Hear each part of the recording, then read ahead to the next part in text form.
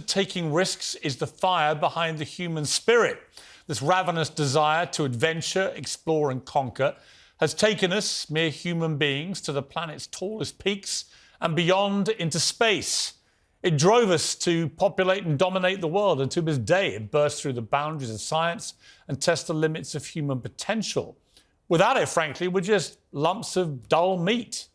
The 5 people on board the missing Titan submersible who have gone missing by the side of the wreckage of the Titanic, they took a major risk, and they knew what that risk was. The waiver they signed mentions potential death 3 times on its front page.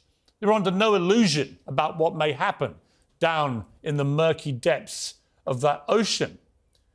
The pledge made clear that the experimental vessel has not been approved or certified by any regulatory body.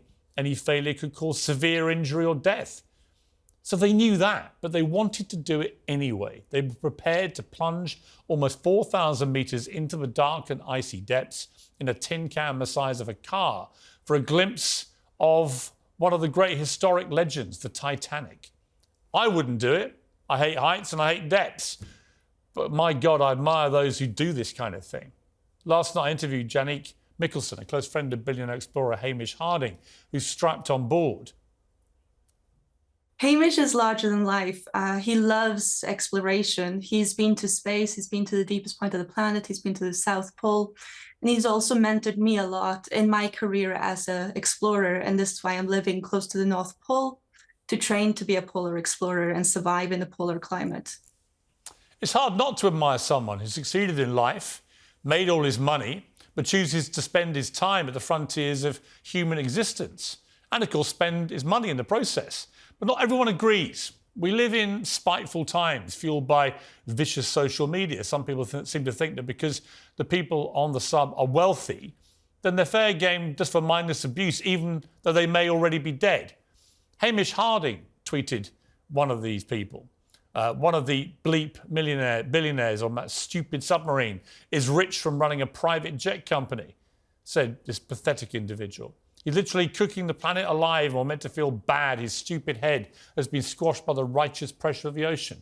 Imagine tweeting that to the world, that that's your thought about people who are either trapped and may never escape, or are dead because they went to try to explore.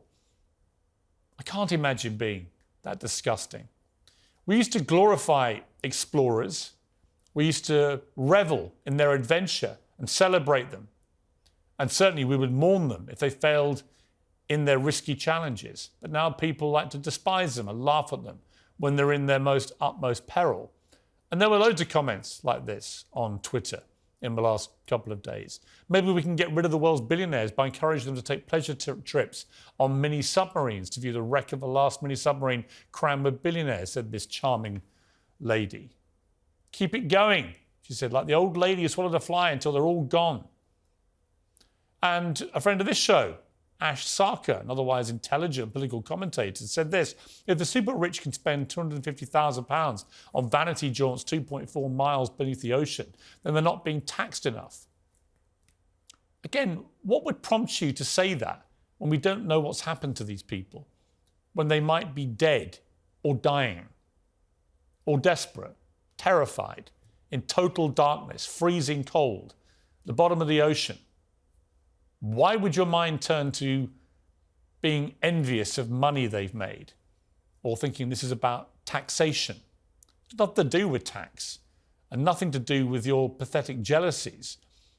There's a frantic search now to rescue 5 innocent lives. Now is not the time for puerile abuse on Twitter or pathetic student politics. If these keyboard warriors had the reins, we'd never discover most of the world we live in, or make it to space, or to the depths of the ocean. We'd still be using leeches to cure the plague. Adventurers are the people who strive to go bigger, harder, faster and stronger than the rest of us. They take risks we wouldn't want to do, all the time. Tonight, with just hours of oxygen remaining on board that tiny vessel, I just want to say, and I hope most right-minded people would agree with me, that I hope these 5 adventurers somehow survive to tell their stories and then plan their next adventure. Because They are the type of people that really makes this world go round.